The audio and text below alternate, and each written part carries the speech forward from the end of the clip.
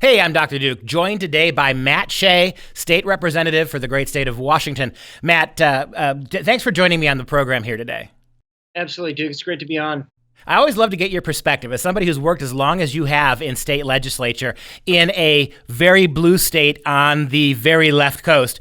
You're a conservative legislator. You are a kind of a Renaissance man, lots of different interests. What we want to talk about today is the role that socialism is playing in American public schools, the degree to which socialism is, in many senses, the driving factor of what our kids are learning in school today. Give me your experiences out in Washington State about the influence of socialism in the public school system.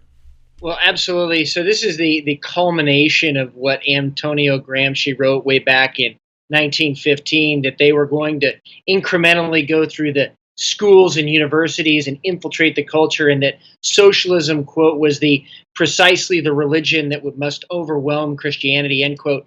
And even before that, with Karl Marx in his poetry in 1837, and then later in the Communist Manifesto, where he very clearly said that he wanted to abolish eternal truths, he wanted to abolish morality, he wanted to abolish religion. That really is the center of what we're seeing today in the education system, not just the college level, but also in the K through 12 public education system. And unfortunately, some Christian schools have adopted some of this curriculum as well. And so out here in Washington, we've been on the front lines for a very long time. I mean, we have a statue of Vladimir Lenin in Fremont, downtown Seattle, and I think that kind of gives you a flavor of where we're headed. But parents are starting to see this for what it is. They're starting to see socialism taught as normal and good, when in fact throughout most of American history, that type of Marxism was not just shunned, but was people tried to excise it from anywhere that it cropped up.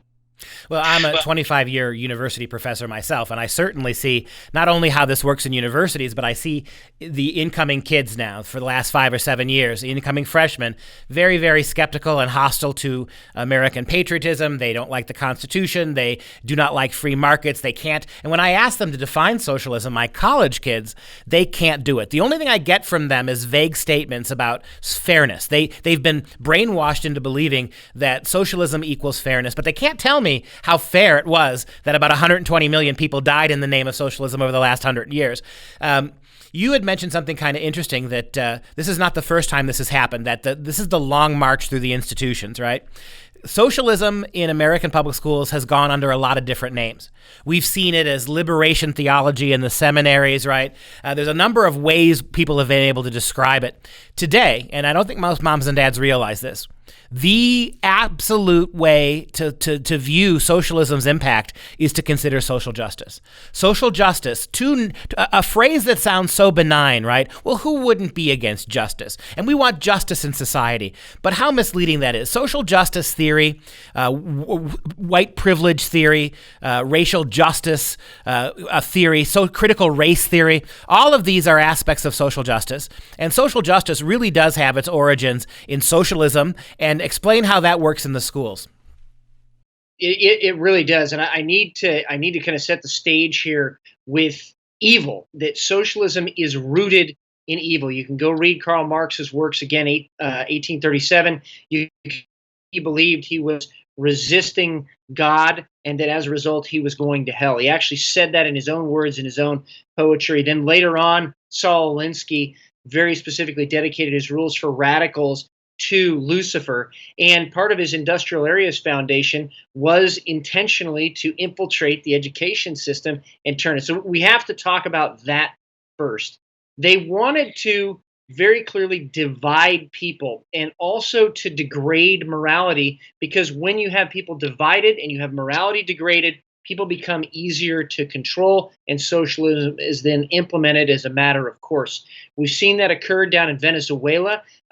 The New American wrote a great article about that, and that is now devolved into cannibalism in the prisons down there because they're running out of food. Socialism ends in misery and bloodshed. And the social justice warriors, you'll see them come into a place and say that there is some sort of a disparity that either based on socioeconomic status or ethnicity, there's some sort of disparity that needs to be remedied. But really, it's never remedied. There's always this issue that continues into perpetuity. It's the next social justice, project. And therefore, you can know that it's never meant to solve anything at all. It's meant to keep people divided.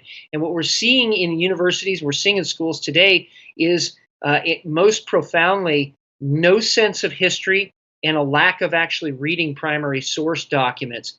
And that then translates into what somebody says the Constitution says, what somebody says the Founding Fathers say, instead of actually reading it for yourself. And when people do read it, they feel like they've been lied to because they have been lied to.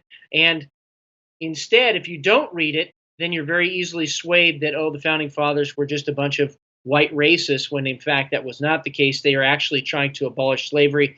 Even that was acknowledged in the very first draft of the Declaration of Independence and the second draft of the Declaration of Independence that was referred to Congress. Yeah, and you think about division and the weakening of morality. Think about what's going on in our public schools, particularly in places like California, where moms and dads are being frozen out of the decision-making process, right? That the schools are teaching sexuality and worldview and politics that oftentimes runs counter to what moms and dads would teach their own kids. And when moms and dads complain now, they're being told back off. We are not allowing kids anymore to be opted out of this garbage. There's your division, right? Setting children against parents. And then morality. It seems that traditional Judeo-Christian morality, Christianity, you said this, we must repeat it. The single biggest enemy, the single biggest obstacle to socialist control has always been Christianity and Christian worldview, which is why people as early as the 1830s with Karl Marx began preaching this. We have to get rid of the Christian superstructure before we can turn these kids into socialism. But the deterioration of Christian morality, that's exactly right. With the transgenderism, the homosexuality, we teach them moral relativity, but we don't argue that progressive values are relative, right? All morality, all religion is relative, but our left-wing political activism is unquestionably true. Yeah, and you have to ask them, based on what standard are you making those judgments? And they ultimately have to say, well, my own. Well, that's not a standard that you can base judgments on. It's supposed to be something objective and outside of yourself. And we have that with a Christian worldview. They do not. And that really is what this comes down to. Very clearly, I'll give 3 examples. Number one, you'll see schools saying you don't have to obey your parents any longer. Reverend Matthew Cummings, a black reverend from Northeast Washington. Bill Ayers, Bernadine Dorn tried to recruit him, and one of the very first things that they did was, hey, you don't have to obey your parents. And his mom found out about that, and it didn't go well. Number 2, you see them say and try and normalize what has been for centuries aberrant behavior. Drag queen story hour, where they came to a library in Spokane, Washington, and a drag queen dresses up in a Cookie Monster outfit, does a little striptease dance in front of little kids, and calls that morally healthy. And it's just absolutely not. Third example that you see very often is Marxist professors will, as part of a class, send kids out into the community on a project to do some kind of protest or some kind of other activity that usually is in violation of the law, and say that that's actually a good thing, and get them indoctrinated and used to those ideas of going against authority, not just of their parents, but authority in the civil sphere as well. That's a great point. And, the idea of the social justice aspect of this that you were just talking about, what they're really trying to do here is just deconstruct morality, not to make relativism, right? There's a fascist angle to this, as I tried to mention before. They're getting rid of our morality. They're getting rid of traditional or religious morality.